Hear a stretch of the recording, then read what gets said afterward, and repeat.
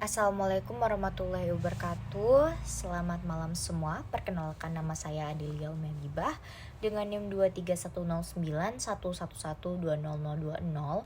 Saya dari kelompok Skill Lab 6 Blok Keluhan Respirasi. Di malam ini saya akan membuat sebuah video untuk memenuhi tugas sebelum Skill Lab esok hari. Tugas tersebut diberikan oleh Dr. Oski yang di sini videonya akan membahas mengenai pemeriksaan uji fungsi paru dengan spirometer dan nebulasi.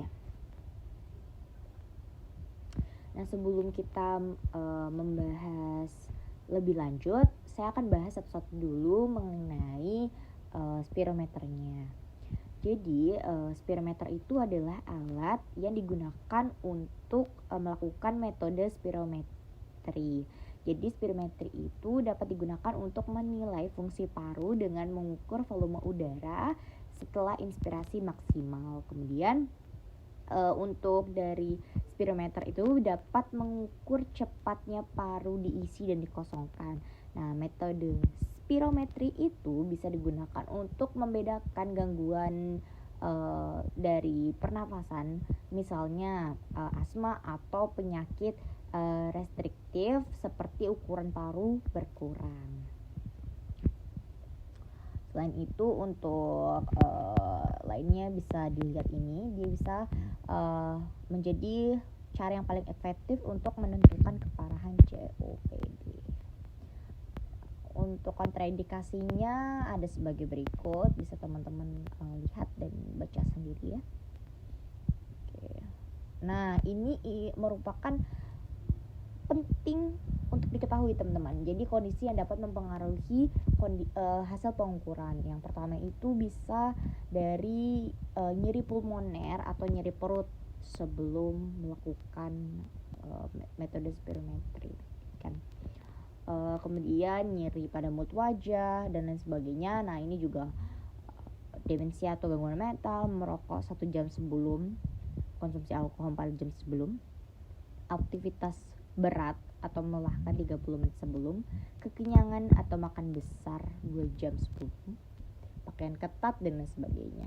Kemudian untuk pengukuran itu biasanya kita harus mengetahui singkatan-singkatan, misalnya VC, vital capacity, atau volume udara maksimal yang bias dieksalasi lalu diinhalasi selama manuver usaha maksimal VVC atau tegang VC. Oke, ada VC itu merupakan vital capacity ya teman-teman. Oke, selanjutnya adalah forced expiratory volume FEV, itu merupakan kapasitas persatuan waktu. Misalnya kalau FEV 1 itu berarti biasanya dalam 1 detik, kalau misalnya FEV 2 itu dalam 2 detik. Nah, untuk FEV 1 itu bisa teman-teman lihat untuk normalnya adalah 4.500 mili. Jika FVC-nya itu 450 mili, berarti FEV 1-nya itu 3375 teman-teman ya. Nah, ini yang penting juga harus kita tahu kalau misalnya FEV 1 itu bisa dijadikan indikator kontraindikasi kotak polos pada saluran pernafasan ya. Lalu juga jika nilai FEV 1 itu kurang dari 1 liter, itu menunjukkan adanya gangguan fungsi yang berat dari sistem pernafasan orang tersebut ya. Seperti sumbatan pada saluran pernafasan itu yang bisa menyebabkan FEV 1-nya berkurang. Sebentar.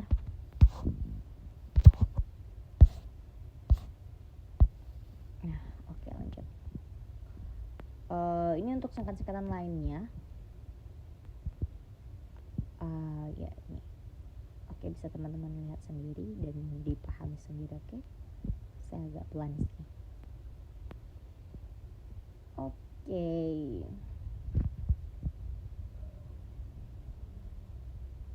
Nah, langsung ke pemeriksaannya ya. Nah, untuk tujuan dari melakukan pemeriksaan menggunakan spirometer BTL06 itu untuk mengetahui adanya tekanan barometer dan kelembapan relatif gitu. Nah, BTPS itu pengukurannya.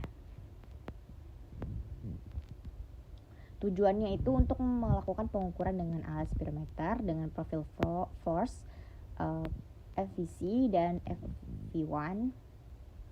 Nah, lalu menginterpretasikan hasil pengukurannya menggunakan BTS interpretation tadi yang saya. Alat badannya itu main unit merupakan bagian utama dan rangkaian bla bla bla.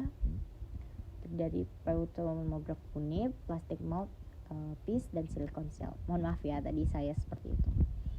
Oke. Nah, untuk cara kerjanya dari persiapan alat lalu melakukan pengukurannya. Untuk persiapan alatnya itu bisa dari safety yang untuk meletakkan spirometernya di tempat yang datar agar gak jatuh dan lain sebagainya. Terus kita rakit pneumotachograph setnya dengan menghubungkan plastik mouthpiece dengan pneumotachograph serta meletakkan silicone cell untuk mencegah terjadinya kebocoran. Oke, dan selanjutnya menghubungkan pneumotachograph set dengan main unit. Kemudian melakukan spirometer dengan sumber listrik. Nah, ini untuk melakukan pengukuran, nyalakan on, terus pilih force untuk melakukan tes force spirometry, tekan tombol yang ada gambar orangnya, kemudian masukkan data. Pengisiannya itu harus tepat karena dia bisa mempengaruhi predictive vital capacity-nya, lalu tekan tombol start. Nah, ini suruh probandus pegang pneumotachograph setnya. Kemudian si pasiennya lakukan inspirasi maksimal. Nah, ini selanjutnya lakukan expirasi dari mouthpiece dengan hidung tertutup yang dilakukan oleh si pasien. Kemudian kalau sudah benar, tekan tombol escape, lalu pasiennya tersebut disuruh bernafas normal selama 30 detik, lalu ulangi prosedurnya sebanyak 3 kali ya. Lalu setelah sudah, lalu di print. Nah, untuk interpretasinya seperti ini. Untuk interpretasinya sendiri itu di sini kita bisa lihat jika FEV1 dan FVC itu kurang dari 80%, berarti dia ada restrictive disorder gitu. Jadi FEV1 itu tidak boleh kurang dari 80% untuk normalnya, dan FVC-nya tidak boleh kurang dari 80% seperti itu. Nah, selanjutnya akan bahas tentang nebulasi. Nebulasi itu terapi inhalasi untuk mengurangi bisa sesak, bisa lendir gitu, karena dia akan memperbaiki fungsi pernafasan ya untuk kondisi penyakit ataupun cedera. Nah, alatnya itu akan menguapkan si larutan tersebut, larutan yang nanti dicampur gitu, larutan atau obat bentuk lain nanti yang akan dicampur dengan bisa campuran NaCl gitu untuk diuapkan. Alatnya itu namanya nebulizer yang akan menghasilkan partikel aerosol berukuran 1,5 mikron. Nah, keuntungannya dia itu dari pemakaiannya itu bisa digunakan kepada pasien pediatri tua dan pasien tidak sadar, karena dia itu mudah digunakan dan dia itu larutannya itu langsung masuk ke dalam airan gas dan larutan yang digunakan di alat nebulizer ini akan berbentuk gas yang dia akan berbentuk partikel aerosol dan dia akan keuntungannya itu dia akan secara langsung menuju lumen internal dari saluran nafas, kemudian menuju target kerja obat di dalam paru-paru. Untuk keuntungan lainnya itu ada 5, bisa dilihat di sini. Mengaerosol, menguapkan, tidak butuh kerjasama atau kerjasama koordinasi yang banyak dengan pasien karena sangat mudah digunakan. Kemudian bisa digunakan untuk orang tua, anak-anak pasien yang kondisinya lemah. Terus juga bisa modifikasi konsentrasi dan dosis obatnya.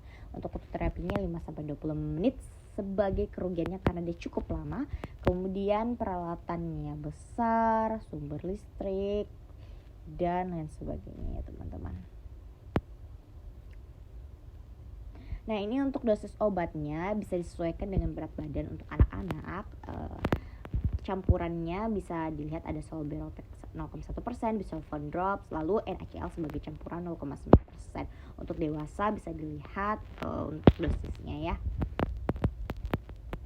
Nanti untuk daftar tiliknya, oke. Di sini saya ada sediakan gambar yang saya dapatkan dari, mohon maaf, ini gambarnya yang saya dapatkan dari ChatGPT yang saya cari tadi. Kemudian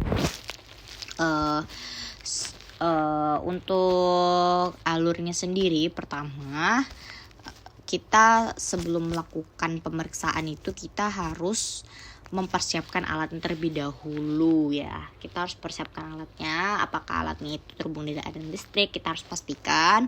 Kemudian kita hidupkan dengan tekan tombol on, terus pilih profil, menu profil setup first yang ada di layar pada alat, kemudian tekan tombol pasien, lalu isi data dari pasien seperti tanggal lahir, jenis kelamin, berat badan, tinggi badan, dan ras ya.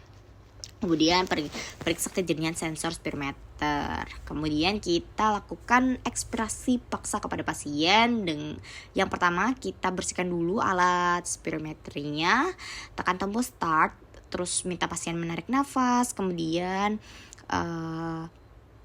ketika alat ini sudah terpasang di bagian mulut, kita minta pasien untuk mengembuskan nafas secara maksimal dengan cepat.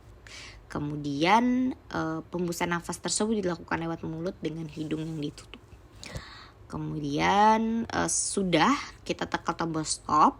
Lalu setelah prosedur pertama berhasil dilakukan, kita tekan tombol escape. Nah, jika di sebelah bawah layar itu ada tombol start, kita tekan.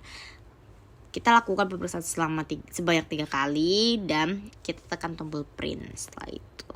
Nah setelah itu kita bacanya seperti tadi ya, ada grafik-grafik seperti ini. Oke. Untuk itu mungkin akan saya pelajari besok dengan Dr. Oski. Nah untuk ini terapi nebulasinya. Untuk terapi nebulasi itu pertama kita dari skill sebelumnya sapa pasien dan sebagainya itu sudah penting ya teman-teman. Kemudian kita kasih tahu kepada pasien apa yang akan kita lakukan dan tujuan mungkin bisa ditambahi dengan kekurangan dan kelebihan dari yang kita lakukan. Untuk alatnya kita persiapan seperti main unit nebulizer cup, air nose, terus nebulizer kit, masker mouthpiece, cup, terus obat-obatan. Kemudian kita tekan tombol on off, terus memastikan masker atau mouthpiece terhubung dengan baik lalu persiapkan obat kita. Lalu kita persiapkan penderita, minta pasien kumur-kumur, kemudian minta pasien untuk duduk atau setengah duduk dengan posisi senyaman mungkin ya. Kemudian taruh masker di bagian mulutnya. Kalau ada talinya kita ikat ya, si mouthpiece-nya itu.